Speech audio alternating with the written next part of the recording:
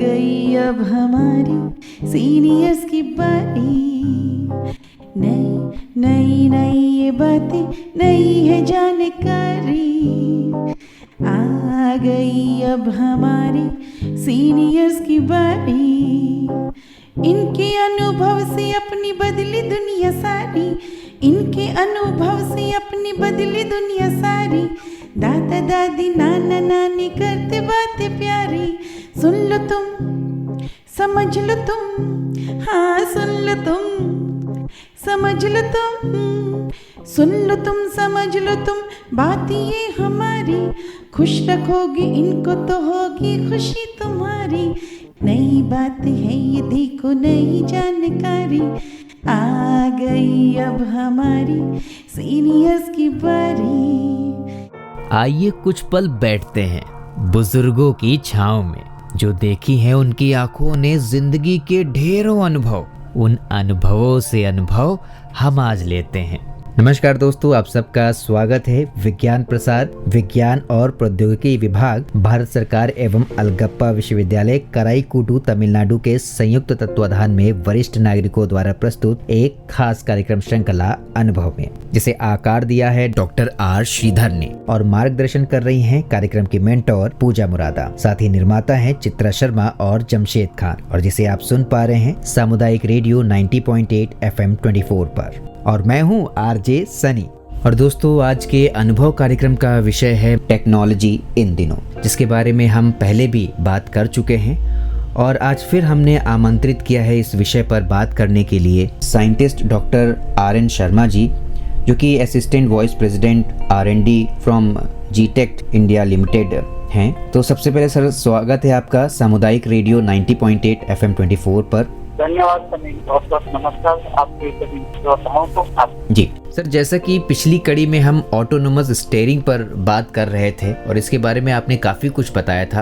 अगर आने वाले दिनों की बात करें तो फ्यूचर में इसका क्या स्कोप है और इससे लोगों को आवागमन में काफ़ी फ़ायदा हो सकता है अगर ये उनके बजट में बैठता है। तो ये जो टेक्नोलॉजी है ये क्या बहुत ज़्यादा महंगी या एक्सपेंसिव तो नहीं है, जिससे कि अगर पब्लिक भी इसका इस्तेमाल करे, जैसे आम लोग हैं जो कार ड्राइव करते हैं और चाहते हैं कि वो पीछे बैठें और कार अपने आप चले और जहां उन्हें जाना है वहां वो जा कर के उन्हें छोड़ दे। तो इस तरह के पर्पस से अगर इसको इस्तेमाल करना है इस टेक्नोलॉजी को, तो आने वाले टाइम पे क्या ये हो सकता है और क्या ये सभी के बजट में बैठ सकती है? हाँ, आने वाले 4-5 सालों में आप देखिए कि ये इंडिया में जो है काफी अच्छे स्तर पे पहुंच जाएगी और ऑलरेडी बहुत अच्छा काम चल रहा है।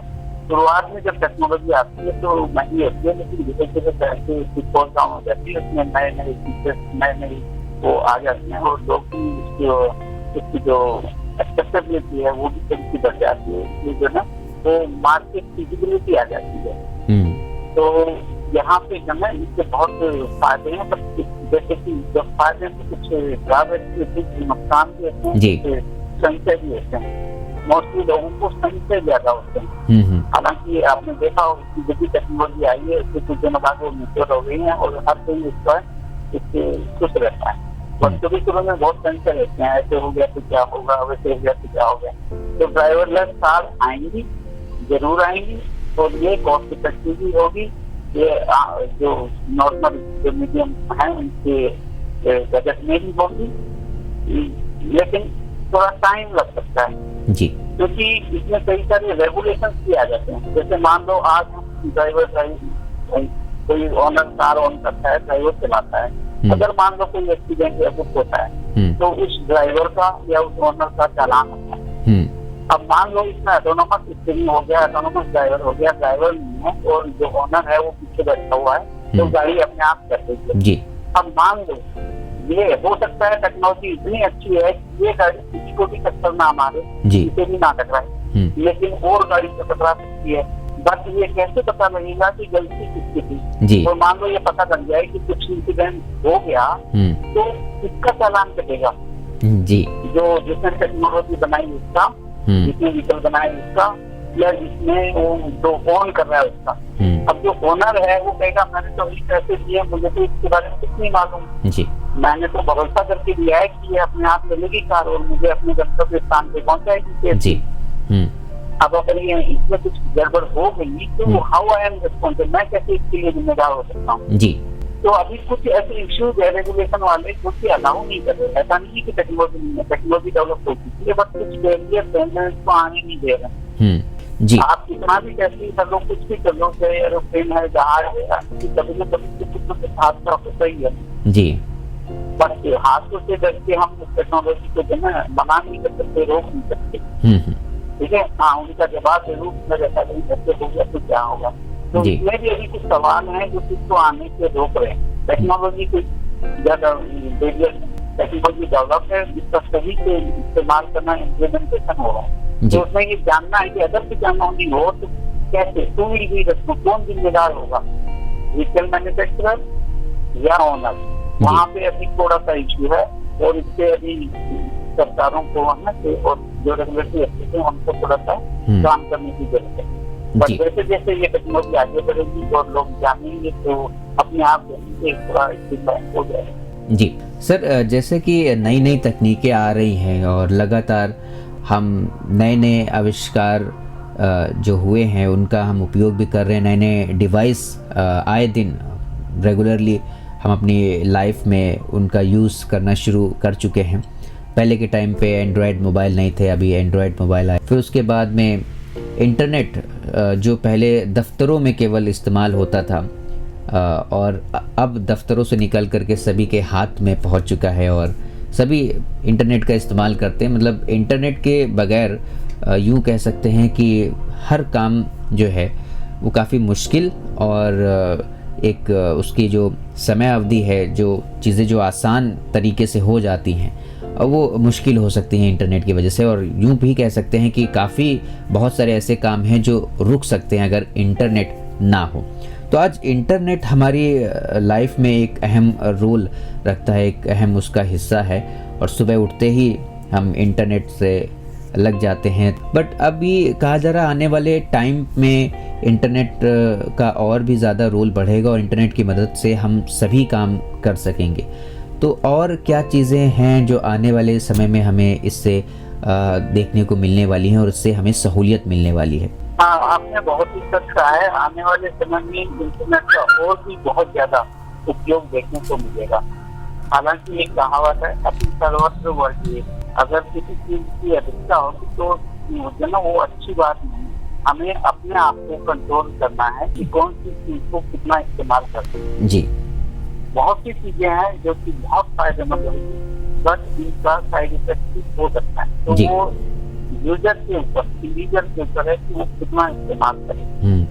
जैसे कि फोन के लिए, फोन में इंटरनेट के थ्रू बहुत अच्छी जानकारी बहुत जल्दी, उसके लिए पहले है ना सालों महीनों तक हम लगे रहते थे, लेकिन वो नहीं दिखते। आपको पलक से पकड़े सेकंड में इंटरनेट के माध्यम से मिल सकती है। जी जी। तो ये बहुत बड़ा फायदा है। लेकिन कुछ और साइड इफेक्ट भी हैं जो कि अगर हम दिन भर इंटरनेट नहीं रहे तो हमारा जो फिजिकल बॉडी है उसमें थोड़ा सा एडवर्स इफेक्ट हो सकता है, हमारी आंखों पे असर पड़ सकता है। तो हमें देखना है, हमें बैलेंस करना है कि कितना कैसे यूज करना है। हालांकि आने वाले समय में इंटरनेट का बहुत बड़ा इस्तेमाल होने वाला है। ज्यादा चीजें इंटरनेट से, जैसे मान लो मैं सब पहुंच रहा हूँ, गर्मी ज्यादा है, मुझे पहले से ये ऑन करना है, मैं पहले से ये ऑन करता हूँ। मेरे घर से मुझे बात करना है, कौन आया है, कौन जा रहा है, कोई कुछ भी करना हो, आज कैमरे लगा के इंटरनेट के थ्रू मैं मोबाइल फोन से देख सकता हूँ क्या है कैसे है। मैं ज्यादा चीजें सारे आजकल ट्रांजेक्शन है सब इंटरनेट के थ्रू हम मोबाइल के थ्रू हो रहे हैं। ये एक बहुत ही बड़ा टेक्नोलॉजिकल चेंज है ये आया है और इसमें भी बहुत ह्यूमन इंटेलिजेंस आ रहा है। आपके असिस्टेंट के लिए जो रोबोट्स होते हैं जस्ट लाइक ह्यूमन, वो सारे है ना हेल्पफुल भी हो सकते हैं, बट अगर उनको मिसयूज करें तो साइड इफेक्ट भी होगा जी। But they can be connected, जो अपना प्रोडक्शन है वो सारा का सारा रोबोट कर सकते हैं। और कई ऐसी चीजें जो कि ह्यूमन, जैसे मान लो कहीं फायर फाइटिंग करना हो, वहाँ पे ह्यूमन नहीं जा सकता, तो रोबोट वहाँ पे जा सकते हैं। इसमें भी कनेक्टेड टू इंटरनेट।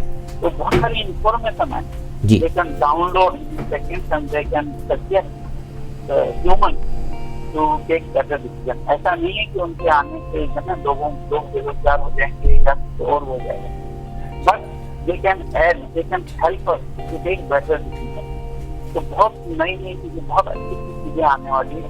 मतलब ज्यादातर कंट्रोल जो है ना वो इंटरनेट के बेस ही होगा। जी ज्यादातर चीजों को हम कहते हैं IoT, जी इंटरनेट ऑफ चीजों का इंटरनेट। मतलब हम हर चीज इंटरनेट से कर पाएंगे, चाहे वो हॉस्पिटल में सर्जरी है, चाहे आप कुछ भी सोचो, जो काम आप करना चाहे मशीन की मेंटेनेंस, प्रोडक्ट करने से कुछ भी, दैट वो जो है हम इंटरनेट के थ्रू कर पाएंगे जी। और ये इसमें जो है इंडिया बहुत तेज गति से आगे बढ़ रहा है। बहुत सारी कंपनी इंडिया में है जो कि इंटरनेट ऑफ थिंग्स पे काम कर रही है और जी। ये ऑलरेडी शुरू हो चुका है। इंटरनेट और सर कंप्यूटर का जो है ना वो बड़ा गहरा नाता है, क्योंकि कंप्यूटर और इंटरनेट दोनों एक दूसरे से बड़ा कनेक्टेड हैं। तो कंप्यूटर में एक जो रोल रहता है जिसका मेमोरी का, कंप्यूटर को आप परचेज करते हैं तो सबसे पहले देखते हैं कि कंप्यूटर की जो मेमोरी है वो कैसी है, इसकी जो रैम है वो कितनी है, हार्ड डिस्क कितनी है। तो ये जो मेमोरी है कंप्यूटर की, ये बहुत रोल अदा करती है उसकी जो क्षमता है उसको बढ़ाने में। आजकल जब हम कंप्यूटर छोड़िए मोबाइल भी ख़रीदते हैं तो उसमें हम मेमोरी का ध्यान रखते हैं। तो और ये मेमोरी का जो स्पेस है वो चीज़ें अब दिन पर दिन उसकी वो ज़्यादा मांग हो रही है कि ज़्यादा मेमोरी वाला हो, ताकि चीज़ें की जो डाटा स्टोरेज है वो चीज़ें उसमें ज़्यादा हो सके।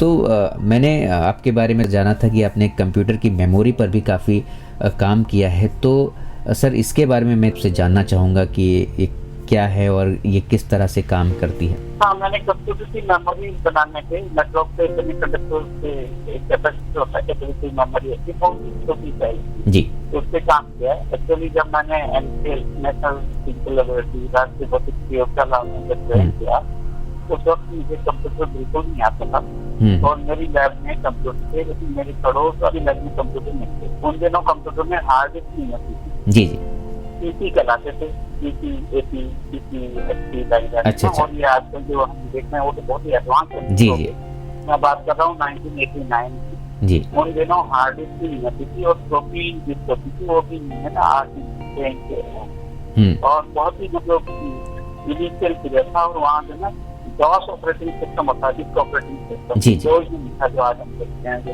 जानते हैं। बहुत सारे लोग शायद भूल भी गए DOS, जी जी, है ना, और लिनक्स सिस्टम होता था उन दिनों। तो मेरी लैब में कंप्यूटर था, लेकिन मेरे हाथ पांव कांपते थे जिससे कीबोर्ड पे हाथ रखते। मैं बहुत डरता था जी कि मैं कैसे सीखूंगा ये एडवांस टेक्नोलॉजी। और मेरे पड़ोस में एक दोस्त मेरा साथी था, वो मेरे यहाँ आकर कंप्यूटर यूज करता था और मैं नहीं कर सकता था, मुझे बड़ा डर लगता था जी। तो और मेरा शुरुआत में जैसे कि बताया इतना वो नहीं था, क्योंकि मैं काम से निकल के आया था और देश की बड़ी लेबोरेटरी में जहाँ बड़ी बड़ी साइंटिस्ट तो मुझे घबराहट जी, मैं कैसे करूँगा। तो शुरुआत में मेरी परफॉर्मेंस अच्छी नहीं थी और मेरे जो गाइड थे उन्होंने मुझे फ्लॉपी दे दी कि ये आप दे दो और ये आप इसमें से डेटा निकालो। वो फ्लॉपी मैंने कैसे जैसे कंप्यूटर में डाली, लेकिन उससे एक वायरस आ गया जी। उन दिनों, बहुत ही खतरनाक वायरस था जोशी वायरस जी। वो जो ना हार्डवेयर को ब्लॉक कर देता था। तो जब तक उसमें ये नहीं लिखते थे हम हैप्पी बर्थडे जोशी, तब तक जो है ना वो काम नहीं करता था सिस्टम जी। तो मेरी जो वायरस आ गया तो मैं नीचे से वो डेटा निकालते थे उनके पास गया।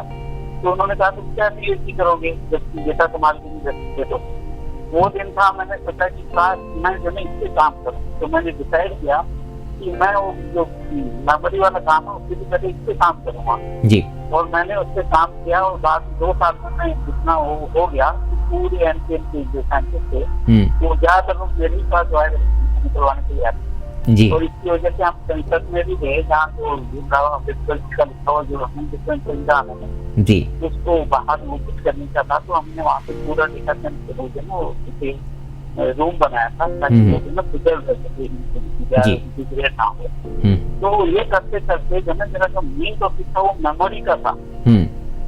तो मेमोरी जो है ना वो dynamic random access memory DRAM जी। तो उन दिनों ये शुरुआत ही हुई थी, तो 1-2 साल के बाद जो 1991 तक 1 GB, आप सोच सकते हैं 1 GB है ना, जी। तो वो भी एक बहुत बड़ा वो काम था उसको अचीव करना, और वो भी एक्सटेंडेड। आज तो हम टेराबाइट की बात करते हैं, है ना, तो वो जो इसमें जो है down sizing of the memory, मतलब जितना ज्यादा छोटा बना सके हम, जी। उतनी ही ज्यादा हम उस एरिया में कवर कर सकते। तो मेरा ये प्रोजेक्ट था कि छोटे से छोटा बस ज्यादा से ज्यादा चार्ज स्टोर कर सके।